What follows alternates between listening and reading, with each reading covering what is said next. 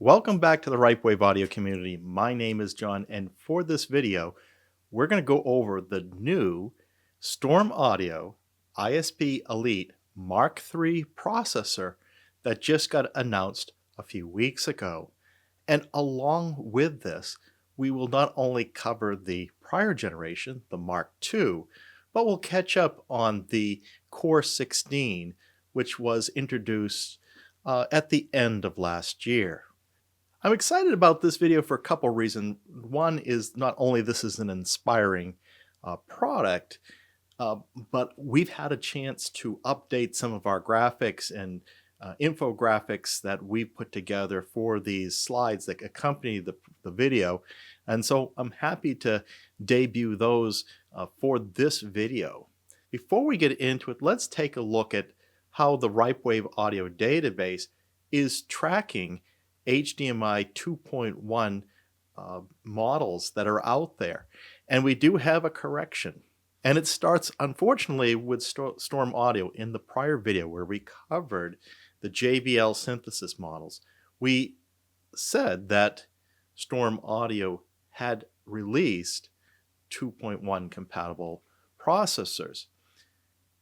On second inspection, as we were doing the research from this, we found that while it's announced for the Mark III, it's not available now. So this is similar to what we've seen with Arcam, for example, where they announced the AVM 70 and 90, saying that they would have 2.1 and then not having it available for quite a while after release. Now, of course, the AVM 90 is finally getting that 2.1 board.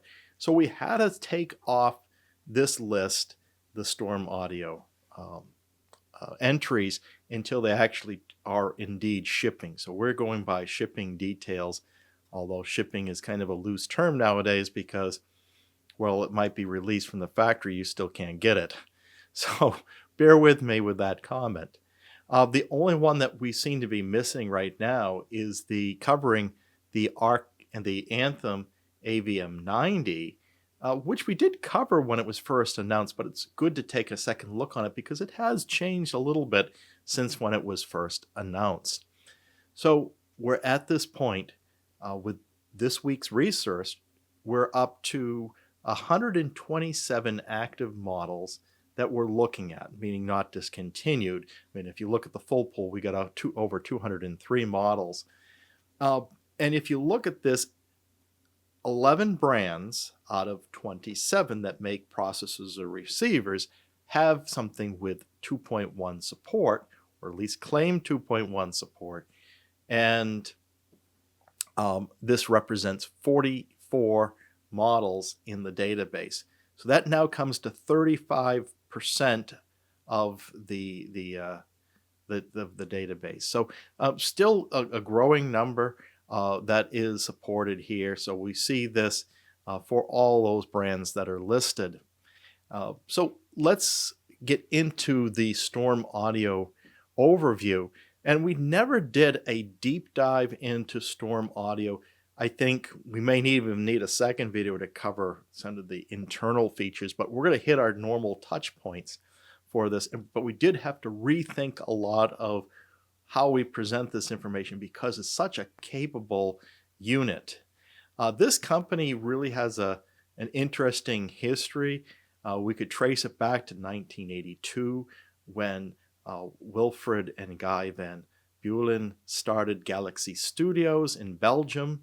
And of course, Wilfred was the one that started to develop Oral 3D in 2005, and eventually, which led to the first studios and the first films that came out with this, and between 2010 and 2014, all that development.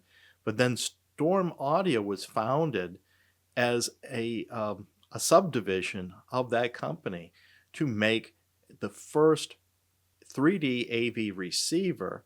And this was 16 channels at the time, and they called this the Auriga.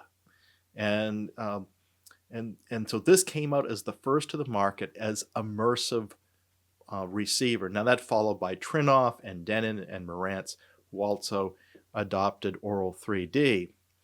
So Aural 3D, they established StormAudio as a separate division, but they ultimately sold it in 2017 when they felt like the standard was taking off, meaning the Aural 3D standard, and they didn't want to be competing against their customers, which were buying the licensing for Aural 3D. So they spun that off, and now it's owned under separate ownership starting in 2017.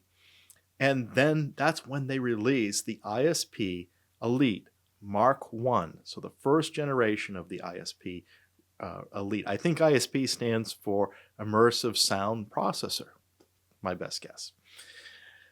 In 2018, they also announced that Bryston would adopt their platform as part of their SP4 processor. So it is based off of Storm from Bryston. And that Storm would introduce amplifiers that were based off of Bryston's cubed series. So they had some mutual benefits to that partnership. And then in 2019, we saw the second generation of the ISP Elite processor, the Mark II. And so this was adding in now DTS:X Pro and IMEX Enhanced support. So maybe that separation enabled that partnership that allowed them to carry the DTS and IMEX a little more easily than if they were under the Aural 3D ownership. So that's a little bit of a history lesson before we get into what we're really seeing here now is the new processors from StormAudio. And let's start with a catch-up. They introduce a brand new model, not based off of anything prior, but to bring their offering down to a more obtainable, and I say obtainable, at $12,000 US, still quite high, still cost prohibitive for a lot of buyers, but this becomes their entry level and differentiates them from the higher priced models from McIntosh, from JBL Synthesis, from Trinoff, etc. So they can capture that market that is willing to spend more, but not that much more. But what you lose with the ISP Core 16, and while it's still a 16-channel processor, you lose the capability to expand it with expansion modules. So it is a fixed chassis, a little smaller in height, and it introduces for the first time a physical remote that is included with the processor from StormAudio. So this was introduced at the end of 2021. Of course, all these models are processor only with no amplifiers built in, and you'll notice this through the whole review. But now this brings us to the latest releases, and this is the series. And I say series, they actually have 5 separate distinct base models. But this is the first one we'll cover, which is the entry level of the ISP Elite Mark III. And this is the 16-channel base unit here. So this starts you out, it jumps up from the $12,000 one to this is $15,150. Now bear with me, these prices are hard to get. They're sold through independent integrators. You can't buy these on Amazon or any web e-tailers. So getting the price right is a little tricky. I did find one price list, which was in euro. I converted it to dollars. So it's going to give you the relative price, maybe not an exact price for these, but relatively, I think this is going to get you pretty close. So here's the new unit frontwards and backwards. And if we compare these side by side with the Mark II version that it's replacing, you actually see a cosmetic difference on the front panel. One thing that they've done is quite noticeable right off the bat is there's a new LCD TFT screen on it. They've gone from a 4.3-inch screen to a 5-inch screen. And it looks like some of the graphics, etc., are also been updated to give this a more modern, refined look when using the HMI on the front of the unit. and I understand it is a quite good interface there. So yeah, some of the navigation does change with the new display. But when we turn these around to the back, we see no visible changes. In fact, I couldn't even find a good photo of the Mark III, so I just actually copied it. But my understanding, these are exactly the same on the back. And you just see a price difference from the 2019 model to the now updated 2022 model.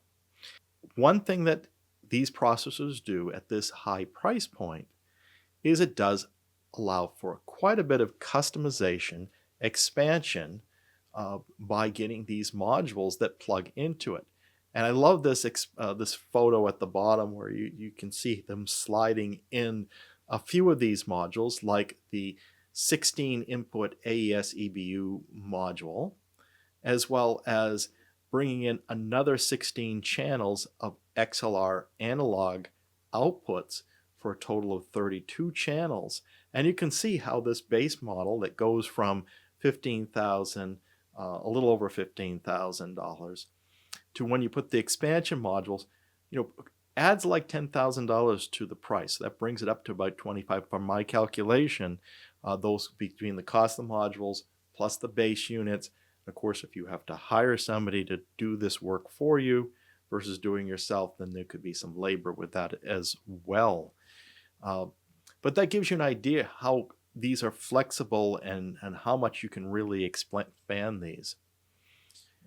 This table here, and they've got some of these resources posted on their website. If you look at, there's a tab there for variations in their models, and they list these 5 models, and it starts with the 16 channel analog base, goes to a 24 channel analog, to a 32 channel analog, and then those of you who want to go digital inputs, multi-channel inputs and outputs, they've got the ISP 32 Elite digital based off of AES EBU, or a network offering, which is the audio over IP, which is based off of the AES 67 standard. We'll touch slightly upon that, but we won't go into any big depth on it later on. But you can see how this varies the price, and there has been some price changes over from Mark II to Mark III, as to be expected. And over on the far hand side, you can see all the individual modules that can be purchased. Now, it does appear that they've dropped support for the AVB board, I think because they made this movement to then go to the AES 67 standard, which I think is the more modern version of that networking capability. So I think they decided to drop the direct support for AVB with the Mark III generation. So I'm not going to get too deep into this chart, but that resource is available. Now, looking at the non-expandable Core 16 next to the expandable ISP Elite Mark III, you can definitely see the changes in height, but they both have the same new 5-inch screen on there and look the same when illuminated. And you can see from these panels the default configuration of the ISP 16 matches the Core 16 pretty close. The difference is there are a couple of I/O points that you'll lose if you go to the fixed Core 16. You won't have XLR input stereo pair, and you won't have the XLR downmix stereo pair on that Core 16. So that is the one difference between the stock ISP 16 analog and the Core 16. Here's one picture that I did find of inside these. Now these are running more like a computer than in some cases with the standard receivers and processors do a lot more with the DSP chips, and you're limited to what those chips have in there for instructions, versus by using more PC technology, they can update and enhance their capabilities. They still use DSPs, from my understanding, but they have a lot more flexibility, this being a computer-based platform. So that's just one example from the Mach 2 generation. I don't expect they've actually enhanced this yet. The big change would have been on the HDMI board. They're still using the one that was released in 2019 with the Mach 2, as they are with the Core 16 as well. And they pride themselves on that board. A lot of their marketing and advertising talk about the quality of that HDMI board and that it's stable and robust. So hopefully it lives up to all those that claims. It probably does. Now, when we get into the channel comparisons, and here we've done a big update in how we do the graphics. This is how we're going to make use of 32 channels in some cases. And the way these work is you don't necessarily always have 32 physical speakers plus subwoofers, but you might be using some of those channels for replicated capabilities. So you might be using, if you have a three-way speaker, for example, you may have using 3 outputs and doing active crossovers to send the low, the mids, and the high signals to that speaker for that. So we have a tri-amplified speaker. You'll also, if you want to add subwoofers to the system, of course, it's only going to decode, because the source material only gives you one LFE channel. If you want to replicate that across 4 or more subwoofers, you can do that. You have the full flexibility of putting in as many subwoofers as this thing has processing. So that's another way to use up the additional channels. I'll give you a third way that you might want to replicate out. If you have a very deep home theater and you want to replicate the number of side surround channels, you could have 1, 2, 3, 4 or more side channels replicating the same surround sound signal across multiple rows of seats. And so that's another way you can get to use those 32 channels. And now suddenly 32 doesn't sound as much as you might have expected. Now natively it's going to be capped decoding like Dolby Atmos to 13 by 1 by 10. And so that will be a limit on the Dolby Atmos. You'll also notice when you get into the manuals for the Storm, they actually divide up heights versus top or ceiling. So that 10 will be split up into heights and ceiling. So you might have a 13.1.4.6 as they use in their manual. So that's an interesting nomenclature that they use there, and I think it makes sense. So we've updated our infographic here to show those heights versus the in ceiling or top. And because this is so configurable, we went with a convention here showing probably the more typical layout in yellow, with those would be the typical speakers that you would put in place, versus the blue ones would be alternate ways you could be positioning at those different layers, whether that's base, height, or top. So that gives you an indication, but it's very flexible. Now we've used this green colored numbers to represent the replicated channels. Here we're just applying them to subwoofers, but again, that could have been for side surrounds used there. And of course, you can always use other channels for your active crossovers. So very, very, very flexible.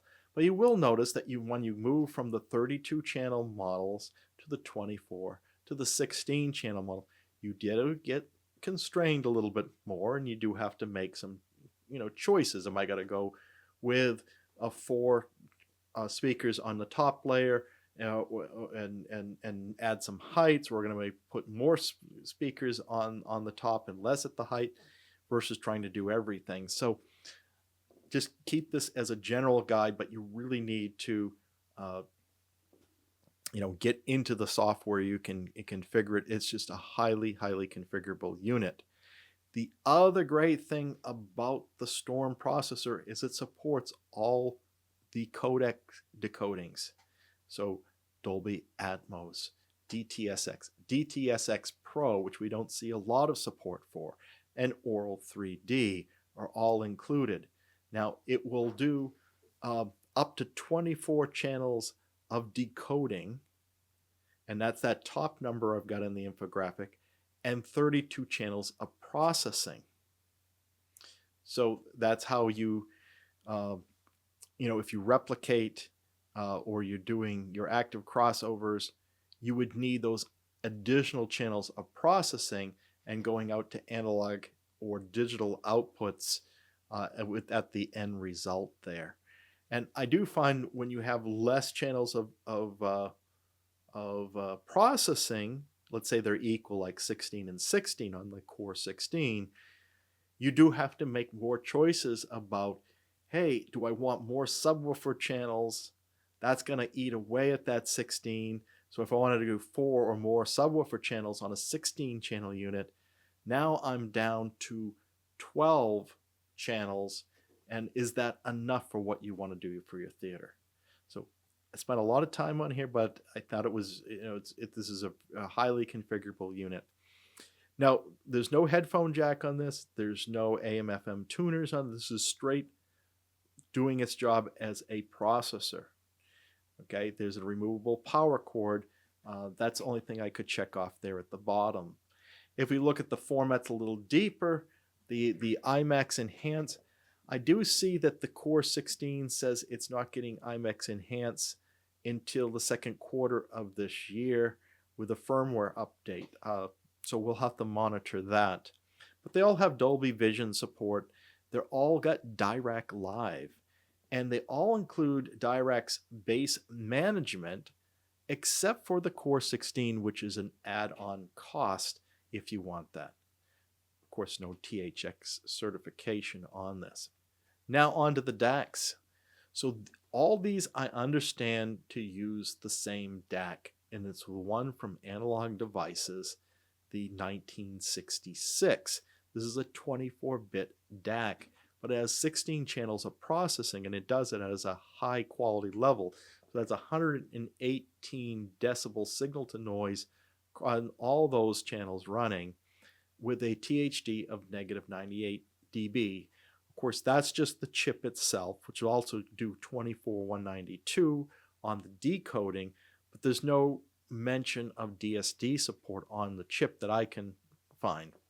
Like a lot of companies, I'm noticing you don't see good specifications being published. I can't find the final output specifications for the processor as a whole from the final chain. I did find some independent tests between ASR and Audioholics, and you were seeing about 110 dB signal to noise ratio. I think they said 100 on the SINAD, but it was up on the top performing processors for the signal to noise for ASR with a 0.05% THD plus N. And it's getting the 24192 output on the PCM. Again, we're not seeing anything for DSD support on these models. So if you're a super audio person, you want to have to decode that beforehand, but that may not serve you well for multi-channel super audio disc. So that's the one unfortunate thing that I see there, although that format is really losing even more so now with the Dolby Atmos and other immersive formats you can get on streaming now. So you might end up being okay. Looking at the I/O, these are all pretty consistent. So what we're seeing here is 7 inputs, 2 outputs on the HDMI, 3 and 3 on the SPDIF, coax, and optical. There's no optical out or coax out except on the Core 16 gives you an optical out. So that's one advantage on the Core 16. For AES EBU, and this is using an RJ45 connector on this. We've seen DB25s, we've seen XLR connectors, but on this product, it's an RJ45, a Cat5 type connection. So there is a optional board that you can get for these that will give you inputs through AES, and it's optional on several models.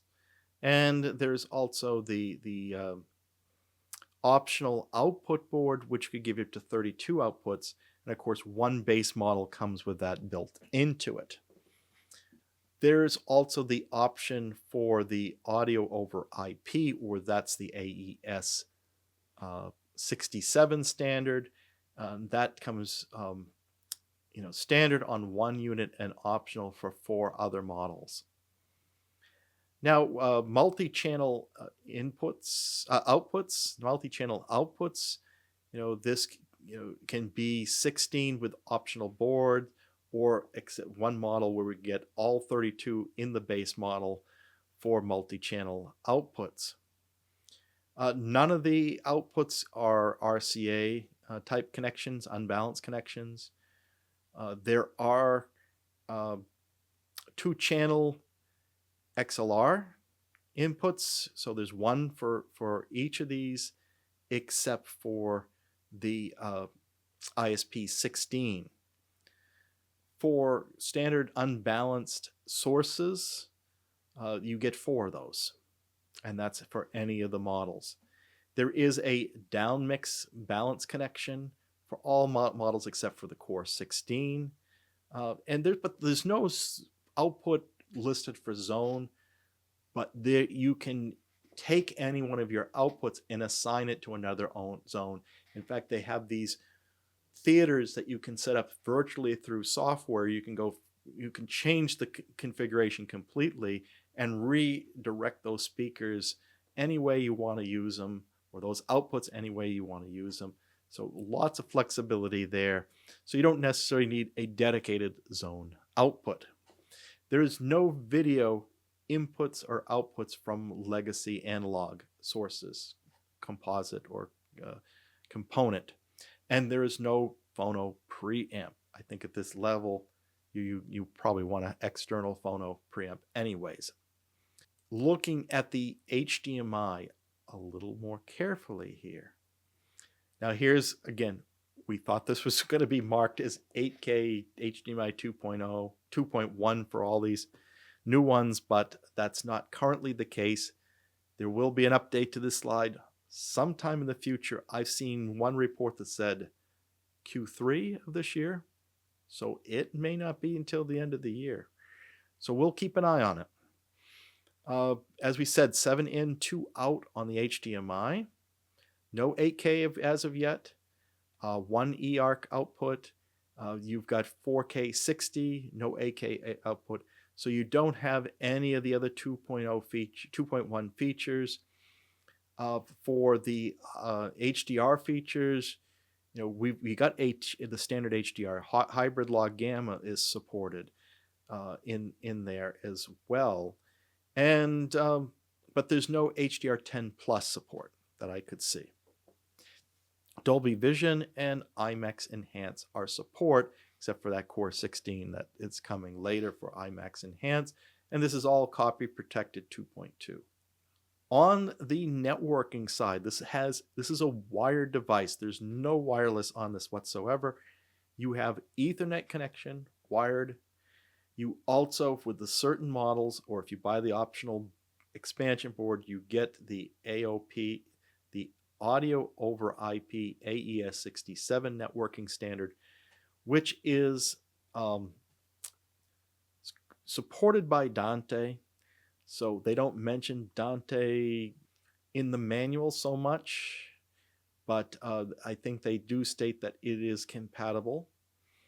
And as we said before, AVB is only supported on the Mach 2 variation. There is no support for HD base T video standards as we saw on McIntosh outgoing model that they have, their outgoing flagship. So they didn't put it on their new flagships. That standard looks like it's dying out as an adopted standard. The little bit about AES 67. This is a standard from the Audio Engineering Society, AES, Audio Engineering Standard. It is the 67 standard, is the standard for audio applications of networks. It looks very similar to how things get networked together, as we saw in the JBL synthesis video we did last, how this can be all networked together.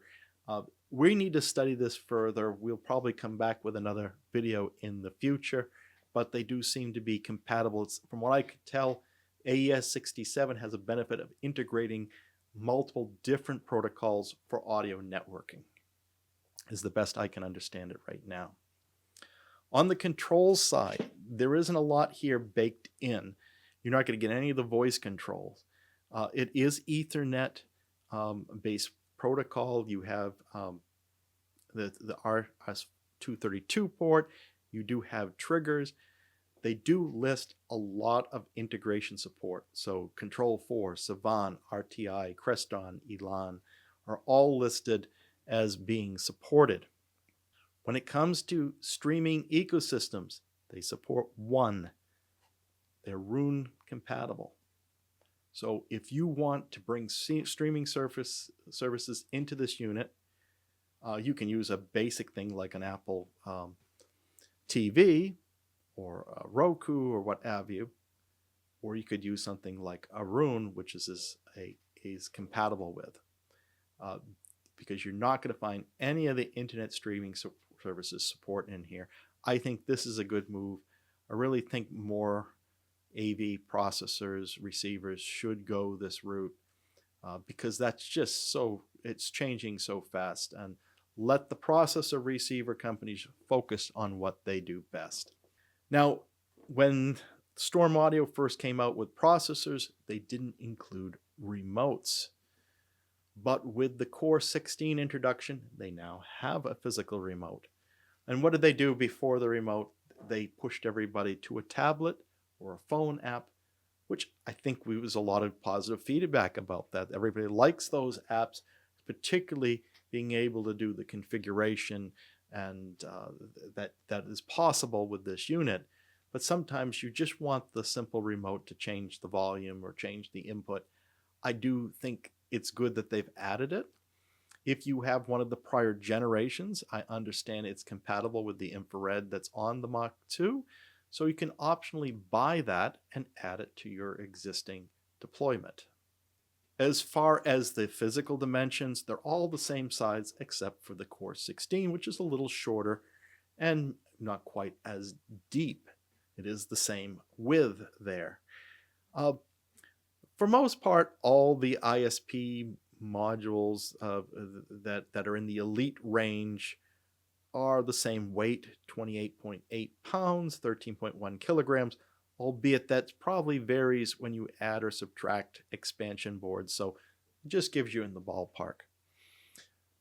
The Core 16 is a little, of course it's not going to be as heavy. It's 17.6 pounds, 8.3 kilograms. We do not have power consumption numbers for any of these models. Now let's take a look at some of the physical side of this. We can now compare the front display, that's a 4.3 screen on the prior generation, a 5-inch screen, but it's not just the screen size that you get with the Mach 3 and the Core 16, you get extra functions. In fact, I really like this display that they're giving, showing the signal levels that are coming out of each channel, and this lets you know the channels are working. I really like this. It's kind of like a VU meter that is built into this. It seems like this screen is easier to read. It's the volume numbers are written a little bigger. Yeah, I think this is a winner. I'm glad that they've put some energy into the screen. I see that as an improvement. As far as the setup, I don't believe they've changed to any real large degree the setup configuration between the Mark II and the Mark III, but it's really good. I think this is one of the best setup screens I've seen. They've taken something that's very complex and made it as simple as possible. And I love the speaker configuration as you add or subtract speakers, and they do it layer by layer. So they have you start with the bass layer, select your bass layer, and you just go left or right and add or subtract speakers to the bass layer. And then you go to the height channel level, and then you go to the top, and ultimately you round this out. And when you've reached your maximum capacity of processing, your decoding, whether that's 16 or 24, it stops. It won't let you add another speaker. So very intuitive. And they do the same things with your bass management, a nice interface there, setting levels, delays, doing the direct calibration, includes the licenses. And then the normal direct screens work with it, but it's all integrated into some of that. And here's, to end up the show here, some of the functionality you get from your tablet when you download the app from the iOS Apple Store or Google Play for Android.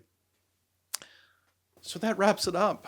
I find this a very exciting product because you can it definitely provides functionality you can't get with a normal AV processor or receiver. To be able to be so flexible and add as many subwoofers as you want, to be able to expand as many side channels as you want, and be able to do the active crossovers and reconfigure outputs, etc., any way you want it, as long as you don't go over the processing and decoding counts that particular model is at. So I love the flexibility. I love the simplicity that they have in here. Very excited. I just wish it was in my price range where I could afford it. So what are your thoughts? Are you excited about this type of processor? Do you find it unnecessary? Do you feel that you're completely happy with what you got? Well, maybe I would be completely happy with something a lot smaller. But what are your thoughts on this? And do you like what they've done here? That feedback would be useful to the Right Wave Audio community. And if you enjoyed this video, please like and subscribe. And be sure to hit that bell icon so you are informed when the next video is posted. Until then, keep evolving your audio experience.